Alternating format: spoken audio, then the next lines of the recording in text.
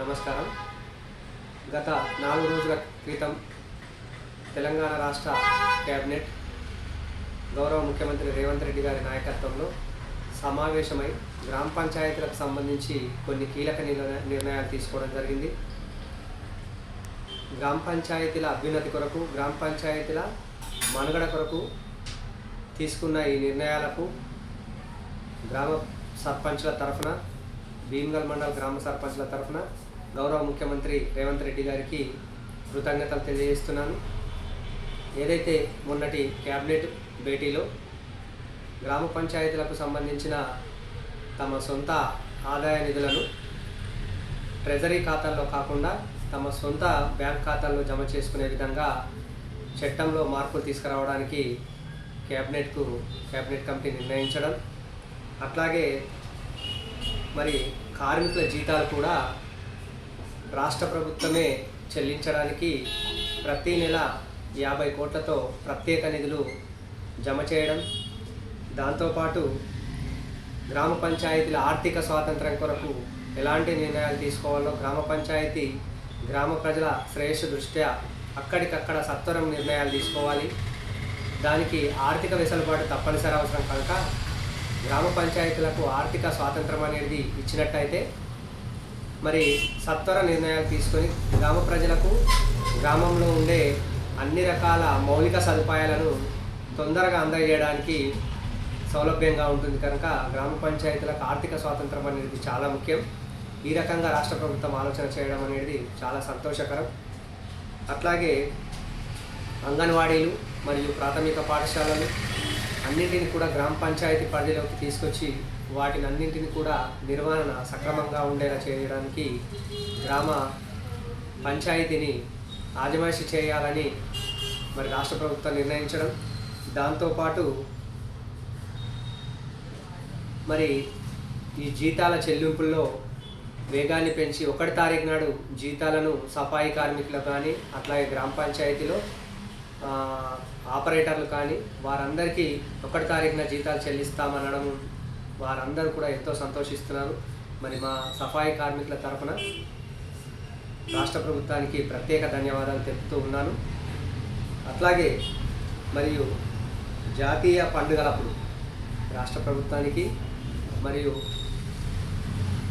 మా తెలంగాణ రాష్ట్ర ప్రభుత్వం జాతీయ పండుగలప్పుడు రాష్ట్రం మరి గ్రామ పంచాయతీలో నిధులలేమి అనేది చాలా వరకు ఉంది. కనుక జాతీయ పండుగలు ఏవైతే ఉంటాయో 15th ఆగస్టు కానీ, 26వ జనవరి కానీ, గాంధీ జయంతి కానీ, నెహ్రూ జయంతి కానీ, అట్లాగే జాతీయ నాయకుల పండుగలు వీటికి సంబంధించి, అట్లాగే సాంస్కృతిక పండుగలు మరియు తెలంగాణలో ప్రత్యేకంగా జరుపుకునే తెలంగాణ వైభవాన్ని, సంస్కృతిని చాటి చెప్పే బతుకమ్మ లాంటి పండుగలకు రాష్ట్ర ప్రభుత్వము గ్రామ పంచాయతీలకు ఒక ప్రత్యేక గ్రాంటును ఇవ్వాలని గ్రామ పంచాయతీ సర్పంచ్ల తరఫున రాష్ట్ర ప్రభుత్వానికి విజ్ఞప్తి చేస్తున్నాను. అట్లాగే గ్రామ పరిసర ప్రాంతంలో గ్రామంలో ఉండే దేవాలయాల నిర్వహణ గ్రామ పంచాయతీలకు ఇస్తూ, దాంతోపాటు వాటి నిర్వహణకు వాటిలో ఉండే అర్చకులకు కానీ, ధూపదీప నైవేద్యాలకు సంబంధించి కానీ వాటి నిర్వహించడానికి గ్రామ పంచాయతీలకు ఒక ప్రత్యేక గ్రాంటును కేటాయించాలని, వాటి ద్వారా గ్రామ పంచాయతీల ద్వారా ఈ దేవాలయాల నిర్వహణ అనేది చేసినట్టయితే ఒక క్రమ పద్ధతిలో దేవాలయాల నిర్వహణ జరుగుతుంది. దాంతోపాటు ఆధ్యాత్మిక భావన అనేది ప్రజల్లో వెలువరిస్తుంది.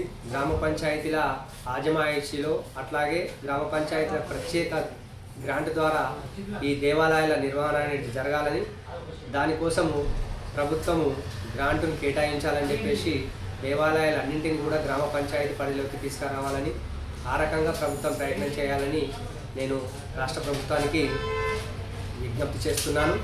అట్లాగే ఒక గ్రామ సర్పంచ్ గ్రామ ప్రజలతోటి రకరకాల సేవలు అందించాల్సిన అవసరం ఉంటుంది.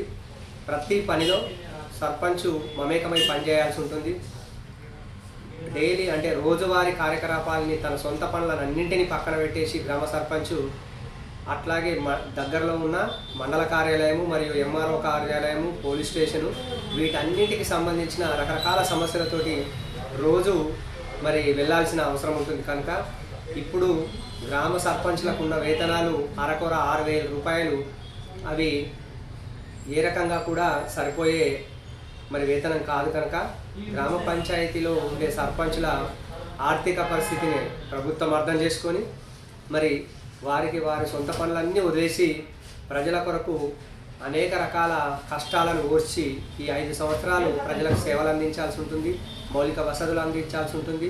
ఈ క్రమంలో తమ సొంత పనులు, తమ సొంత కుటుంబ వ్యవహారాలను కూడా విడిచిపెట్టాల్సిన అవసరం ఉంటుంది. కనుక తప్పకుండా గ్రామ సర్పంచుల ఆవేదనను అర్థం చేసుకొని రాష్ట్ర ప్రభుత్వము గ్రామ పంచాయతీల్లోని సర్పంచులకు కనీసంగా 30,000 వేతనాన్ని అందించాలని, ఆ విధంగా ప్రభుత్వము చర్యలు తీసుకోవాలని మరి గ్రామ సర్పంచుల సంఘం తరఫున, భీమ్గల్ మండల సర్పంచులందరి తరఫున నేను ప్రభుత్వానికి ప్రత్యేకంగా విజ్ఞప్తి చేస్తున్నాను.